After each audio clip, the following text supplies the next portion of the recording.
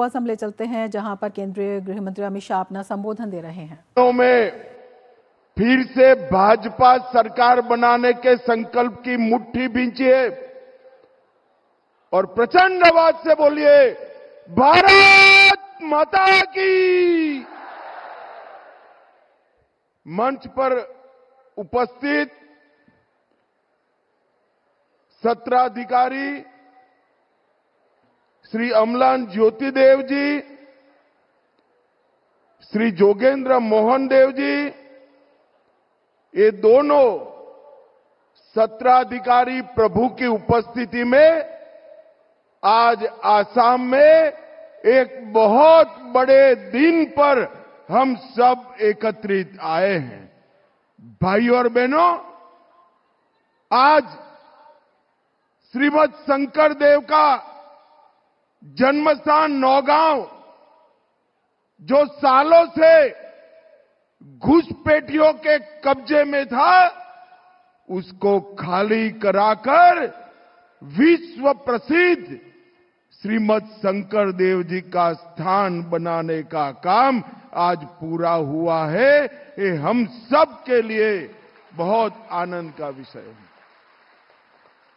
आज के कार्यक्रम में उपस्थित ये पूरे आयोजन को जिन्होंने संकल्प के रूप में लिया, ऐसे डॉक्टर हेमंत विश्व शर्मा, असम के मुख्यमंत्री जी, असम के पूर्व मुख्यमंत्री और अभी मोदी सरकार की मंत्रिपरिषद में केंद्रीय मंत्री श्रीमान सर्बानंद सोनोवाल जी, श्री बिमल वोरा जी, पवित्रा मार्गारेटा जी, श्री पीयूष हजारिका जी, श्री केशव महंत जी, श्री कौशिक राय जी, कामाख्या प्रसाद तासा जी, रूपक शर्मा जी, और आज श्रीमद शंकर देव जी के स्मृति में यहां पर लाखों की संख्या में आए हुए सभी श्रीमद शंकर देव और माधव देव जी के अनुयायियों को मेरा प्रणाम, मेरा नमस्कार। सबसे पहले महापुरुष श्रीमद शंकर देव जी, उनके चरणों में शीश झुकाकर प्रणाम कर मेरी बात की शुरुआत करता हूं। श्रीमद माधव देव जी, उनकी स्मृति को भी मैं विनम्रता पूर्वक प्रणाम करता हूं और आसाम की भूमि पर आया हूं, जहां मां कामाख्या विराजमान है। मां कामाख्या को भी सर झुकाकर प्रणाम कर मेरी बात की शुरुआत करना चाहता हूं। मित्रों, मेरा सौभाग्य है कि नौगांव की पवित्र भूमि, जहां महापुरुष श्रीमद शंकर देव जी ने जन्म लिया और जहां से नव वैष्णव धर्म को न केवल आसाम, पूरे पूर्वोत्तर में धर्म के रूप में प्रचारित करने का काम किया। ये नौगांव की पवित्र भूमि पर किसी भी व्यक्ति के लिए आना बड़े सौभाग्य की बात है, परंतु आज मेरे लिए विशेष सौभाग्य इसलिए है कि इस भूमि पर एक महान स्मारक श्रीमद शंकर देव जी का बना है। इसका आज शुभारंभ हेमंत जी और सर्बानंद जी के साथ करने का सौभाग्य मुझे मिला है। मैं आज भारत रत्न श्रद्धेय गोपीनाथ जी को भी याद करना चाहता हूं। अगर गोपीनाथ जी न होते तो हमारा ये आसाम, हमारे ये पूरा नॉर्थ ईस्ट भारत का हिस्सा न होता। गोपीनाथ जी ही थे जिन्होंने आसाम को भारत में रखने के लिए जवाहरलाल नेहरू को मजबूर कर दिया। हम सब गोपीनाथ जी के लिए बड़ी श्रद्धा के साथ ताली बजाकर उनको श्रद्धांजलि देने का काम करेंगे। मैं महान स्वतंत्रता सेनानी कनकलता बरुआ जी को भी नमन करता हूं और असमिया साहित्य के महान साहित्यकार रोखो राज लक्ष्मीनाथ बेजबरुआ की को भी प्रणाम करता हूं।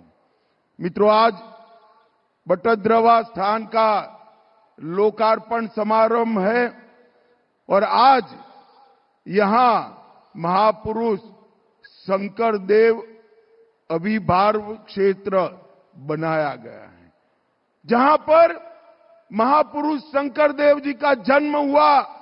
वो स्थान पर न केवल 1 साल, 5 साल, 10 साल, सदियों तक नव वैष्णव धर्म का डंका बजाने वाला स्थान आज इस नौगांव क्षेत्र में शुरू हुआ है। इस स्थान का निर्माण 3 फेज में किया गया।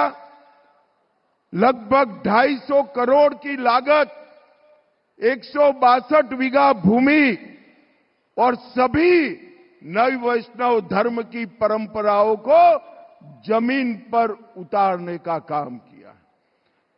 श्रीमद् भागवत के सभी धार्मिक चिन्हों को बहुत बारीकी से अध्ययन करके मूर्त स्वरूप देने का भी काम किया है। मैं अभी ये दिव्य स्थान पर जाकर आया हूं। मैंने पुनर्निर्मित रास्तों पर भी स्वयं चला हूं। शांत तालाबों के सामने थोड़ी देर रुका हूं। प्रार्थना कक्षों में नाम ध्वनि का मधुर श्रवण कर आया हूं और वहां पर आप भी जब जाएंगे वहां समय रुक जाता है। फिर से एक बार हमें श्रीमद् शंकर देव के पवित्र चरणों में पहुंचाने का काम करा है। ये स्थान कोई स्थान नहीं रहने वाला है। 500 वर्षों की विरासत से हमें जोड़ने वाला स्थान बन गया है। मित्रों, मेरे लिए सौभाग्य की बात है, यही स्थान पर 26 दिसंबर 2020 को इसका भूमि पूजन मेरे हाथों हुआ था और मैं असम सरकार का धन्यवादी हूं कि इसके उद्घाटन का सौभाग्य भी मुझे ही मिला है। ये मेरे लिए बहुत बड़ी बात है। श्रीमद् शंकर देव ने नव वैष्णव धर्म की स्थापना कर पूरे पूर्वोत्तर में श्रीमद् भागवत को प्रस्थापित करने का काम किया। भागवत के बताए रास्तों पर ईश्वर की भक्ति करना, भागवत के बताए रास्तों पर अच्छा जीवन जीना और भागवत धर्म के अनुसार ही इस देश को अपनी मातृभूमि मानकर चलने का संदेश श्रीमद् शंकर देव ने दिया। यह पवित्र स्थान सिर्फ एक पूजा घर नहीं है, एक नाम घर नहीं है, ये असमिया सद्भाव का जीवन प्रतीक। अहम, बोडो, मिसिंग, कार्बी, राभा, कोच, राजवंशी, ताई, चाय बागान में काम करने वाली जनजातियां, बंगाली भाषी, नेपाली समुदाय, सभी समुदाय यहां पर आकर महान नव वैष्णव धर्म को आगे बढ़ाने का काम करते हैं। इसलिए ये स्थान हमारी असम की साझा संस्कृति को आगे बढ़ाने वाला स्थान बनने वाला है और सामूहिक भक्ति का भी स्थान बनने। महापुरुष श्रीमद् शंकर देव जी की एक शरण नाम धर्म परंपरा को आगे बढ़ाने का ये निश्चित रूप से काम करेगा। महापुरुष शंकर देव जी ने मानवता और मातृभूमि दोनों का हमें संदेश दिया। उन्होंने कहा, धन्य धन्य कली काले, धन्य नर तनुभाल, धन्य धन्य भारत वर्षे। इसका मतलब है यह युग भी धन्य है, मानव जीवन स्वयं में महान है और भारत भूमि में जन्म लेना ये सबसे बड़े सौभाग्य की महान बात है। जो लोग भारत को तोड़ना चाहते हैं, उनको 500 साल पहले श्रीमद शंकरदेव ने एक भारत का संदेश देने का काम किया था, जिसको आज हमारे प्रधानमंत्री नरेंद्र मोदी जी आगे बढ़ा रहे हैं। मित्रों, आज बहुत अच्छा दिन है। मैं कोई पॉलिटिकल बात करना नहीं चाहता, परंतु एक बात मैं जरूर करना चाहता हूं। जो अच्छा हुआ है, इसकी प्रशंसा करनी चाहिए। इतनी बड़ा सभागार है। मुझे बताइए, श्रीमद शंकरदेव के स्मृति स्थान पर ये बांग्लादेशी घुसपैठिए थे, वो बरोबर था क्या? जरा जोर से बोलो, ये बरोबर था? आज हेमंत विश्व शर्मा जी को मैं बहुत मनपूर्वक बधाई देना चाहता हूं।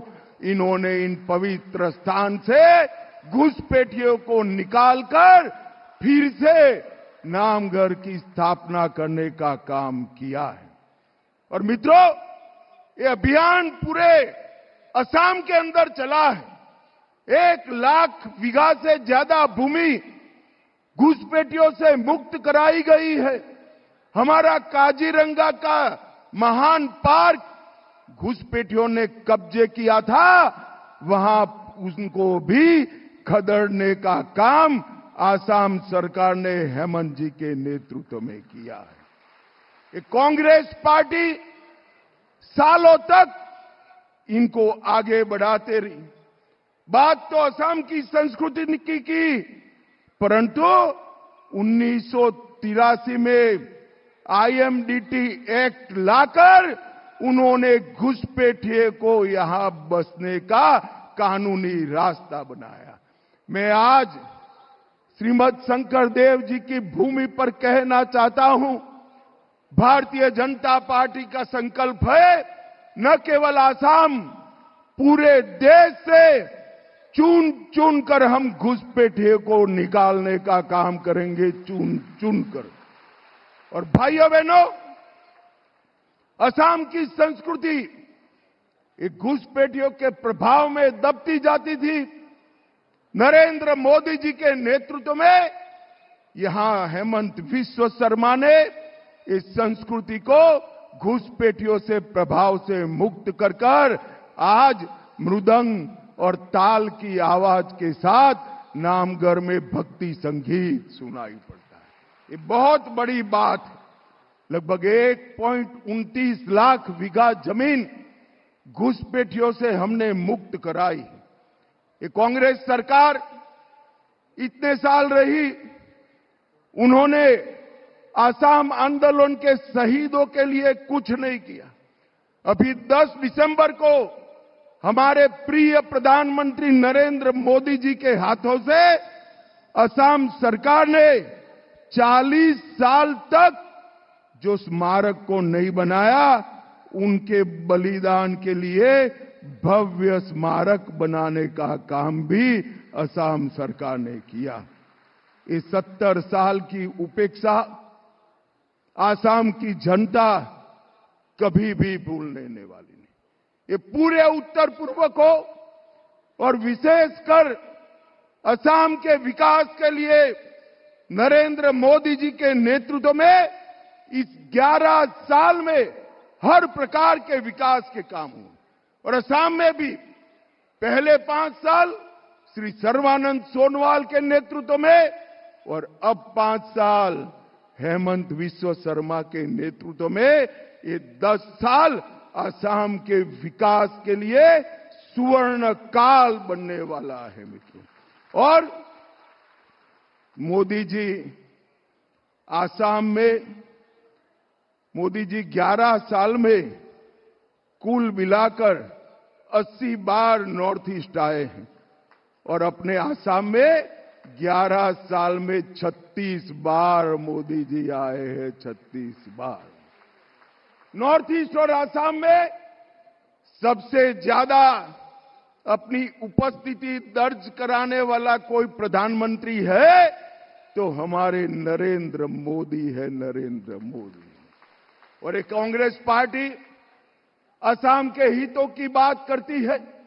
12 साल तक मनमोहन सिंह को असम ने यहां से राज्यसभा में भेजा और 10 साल में मनमोहन सिंह 7 बार सिर्फ असम आए थे और 7 बार में से 2 बार राज्यसभा का पर्चा डालने आए थे, पर्चा डालने आए थे। उनके लिए असम का पुनर्निर्माण, उनके लिए असम की संस्कृति, उनके लिए असम का विकास, उनके लिए असम की शांति, ये सिर्फ भाषणों का मुद्दा है। सालों से असम में कई प्रकार के आंदोलन चले। हमारे युवा हाथ में बंदूक लेकर, AK-47 लेकर यहां पर खून की नदियां बह रही। भारत सरकार ने मोदी जी के नेतृत्व में 2020 में बोडो समझौता किया, 21 में कार्बी समझौता किया, 22 में आदिवासी समझौता किया, 23 में DNLA समझौता किया और 23 में ही उल्फा समझौता करने का काम भारत सरकार ने किया है। और असम जो पहले बम धमाकों से गूंजता था, आज श्रीमद शंकर देव का नाम स्मरण से हमारे कान पवित्र हो रहे हैं। ये 11 साल में असम और पूर्वोत्तर की शांति के लिए नरेंद्र मोदी जी ने कई कदम उठाए हैं। और मित्रों, ये सारे समझौते सिर्फ कागज पर नहीं रहे हैं। मैं आज इस मंच से अधिकृत रूप से कहना आया हूं कि 5 के 5 समझौते में से 92% हमारे समझौते के मुद्दे क्लियर हो गए। और एक बार कमल फूल की सरकार बना दो, 92% को हम 100% 100% तक पहुंचा देंगे। भाइयों बहनों, मोदी जी का सरकार में ढेर सारे संस्कृति को बढ़ावे के भी काम हुए। 11,000 से अधिक कलाकारों का बिहू नृत्य आज न केवल भारत, पूरी दुनिया इसको देख रही है। यूनेस्को की विश्व धरोहर में चराई देव मोइदम को शामिल कर विश्व भर के यात्रियों को यहां लेने का काम किया। और लचित बरफुगन को सिर्फ आसाम जानता था, मोदी जी ने उनको पूरे देश में पहुंचाने का काम किया, पूरे देश में। मैं ही गया था वो कार्यक्रम में। देश की 23 भाषाओं में लचित बरफुगन के जीवन चरित्र को गुजराती, मराठी, ओडिया, पंजाबी, तमिल, तेलुगु, मलयाली, हर भाषा में लचित बरफुगन के चरित्र को भाषांतरित करने का काम किया। और हमारा एक गौमसा है ना, जरा जोर से बोलो, है ना, इसको GI टैग दिलवाने का काम भी नरेंद्र मोदी और हेमंत विश्वकर्मा के समय।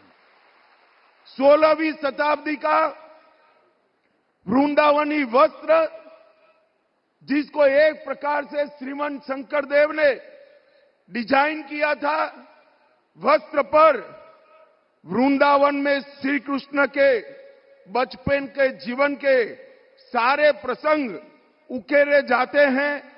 वो वस्त्र को भी प्रदर्शनी के माध्यम से पूरे देश में लोकप्रिय करने का काम नरेंद्र मोदी जी ने किया। मित्रों, सिर्फ सांस्कृतिक विकास नहीं, हमने ढेर सारा विकास के काम भी किए हैं।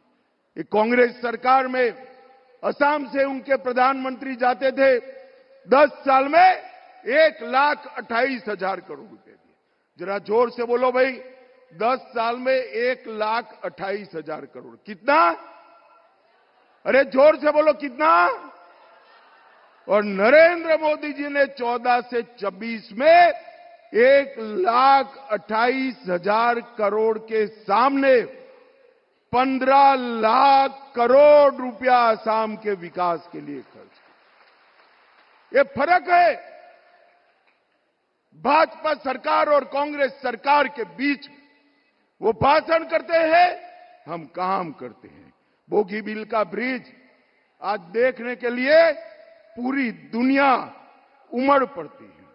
हमने 7,000 करोड़ से आसाम में NH 715 के 85 किलोमीटर कालीबोर नमूलीगढ़ सेक्शन को 4 लेन बनाने का काम किया। हमने 3400 करोड़ से सिलचर चुराईबारी कॉरिडोर हमने स्वीकृत किया। 22,800 करोड़ से मेघालय से असम पंचग्राम तक का 170 किलोमीटर रोड को स्वीकृत किया। 6,000 करोड़ से भारत के सबसे बड़े रेल सड़क बोगीबील पुल का निर्माण पूरा किया। 5,000 करोड़ से ब्रह्मपुत्र नदी पर 4 लेन का धुबरी फुलवाड़ी पुल शुरू हो चुका है। 2,000 करोड़ से ढोला सदिया पुल का निर्माण 2017 में किया और NESIDS 646 करोड़ से 19 सड़क और पुल की योजनाएं हमने करी और 6 लेन पुल एक दूसरा ब्रह्मपुत्र पर बन रहा है। रेलवेज, एयरवेज और कई जलमार्ग, सर्वानंद जी बैठे हैं यहां पर, लगभग 8,000 करोड़ का खर्च कर देश भर के यात्रियों को जलमार्ग से आसाम तक लाने का काम भारत सरकार ने किया।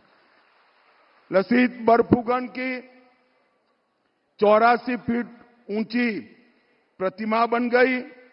भारत में निर्मित पहला स्वदेशी क्रूज जहाज MV गंगा विलास वाराणसी से डिब्रूगढ़ तक यात्रा कर चुका है। स्वास्थ्य के क्षेत्र में कितने मेडिकल कॉलेज खोले, IIM की स्थापना हुई, नवोदय स्कूल खोले गए। स्वास्थ्य में एक बहुत बड़ा काम हुआ है। 1100 करोड़ की लागत से 750 बेड का एम्स अपने आसाम में देने का काम नरेंद्र मोदी जी ने किया। भाइयों बहनों, इसके साथ टाटा का सेमीकंडक्टर का यूनिट 10,600 करोड़ से ब्रह्मपुत्र घाटी उर्वरक निगम लिमिटेड का नया परिसर 11,000 करोड़ से 13 लाख मैट्रिक टन यूरिया के उत्पादन की व्यवस्था और ढेर सारी प्राइवेट इंडस्ट्री आसाम में आ रही है। आसाम अब आंदोलनों की जगह विकास की भूमि बन गई। दिल्ली में एक समय में आसाम को प्रॉब्लम खड़े करने वाले स्टेट के रूप में जाना जाता था। मैं कल ही गुजरात के उद्योगपतियों को मिलकर आया हूं। उन्होंने कहा आसाम अब पूरे पूर्वोत्तर का ग्रोथ इंजन बनकर देश को विकास के रास्ते पर ले। ये परिवर्तन जो आया है, ये परिवर्तन केंद्र में 11 साल तक नरेंद्र मोदी जी की सरकार और यहां 10 साल तक सर्बानंद सोनोवाल और हेमंत विश्व शर्मा की सरकार में आए। और इन्होंने क्या किया? घुसपैठिए घुसाए, वोट बैंक बढ़ाने के लिए आसाम की संस्कृति का हाथ किया। आसाम के संस्कार को, आसाम के साहित्य को, आसाम के पहरवेश को, आसाम की पूरी संस्कृति का नीचे ला जाने का काम कांग्रेस ने किया है। मित्रों, आज मैं आपको कहकर चाहता हूं, एक और 5 साल भाजपा की झोली में आसाम सरकार डाल दो, पूरे आसाम को हम घुसपैठियों से मुक्त कराएंगे, घुसपैठियों से मुक्त कराएंगे। ये हमारा संकल्प है। जो घुसपैठियों को वोट बैंक समझते हैं, ये लोग वो नहीं कर सकते हैं। घुसपैठिया देश की सुरक्षा के लिए, आसाम की संस्कृति के लिए बहुत बड़ा खतरा है, ऐसा मानते हैं वो ही कर सकते हैं। और ऐसा मानने वाला भारतीय जनता पार्टी अकेली पार्टी है मित्रों, और कोई पार्टी ऐसी नहीं। तो फिर से एक बार श्रीमद शंकरदेव और माधवदेव के सभी अनुयायियों को मैं हृदय पूर्वक बधाई देना चाहता हूं कि श्रीमद शंकरदेव का जो जन्म स्थान है, वही स्थान पर आज एक भव्य स्मारक सदियों तक श्रीमद शंकरदेव के संदेश को, नव वैष्णव धर्म को और श्रीमद भागवत को भी सदियों तक यहां से प्रचार प्रसार की सुविधा होगी। और सब लोग श्रीमद भागवत के रास्ते पे चलकर, श्रीमद शंकर के रास्ते पर चलकर अपने जीवन का कल्याण करेंगे। फिर से एक बार बहुत बहुत बधाई। वंदे मातरम।